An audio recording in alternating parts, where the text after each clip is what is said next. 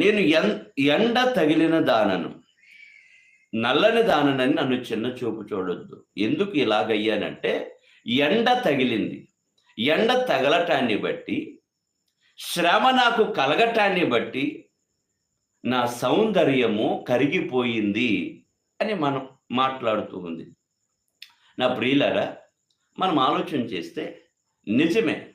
మానవ శరీరం, మానవ జీవితము చాలా త్వరగా కరిగిపోయేది.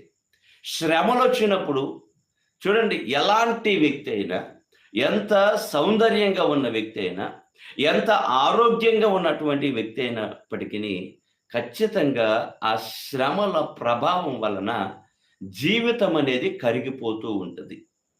జీవితం అనేది కరిగిపోతూ ఉంటది.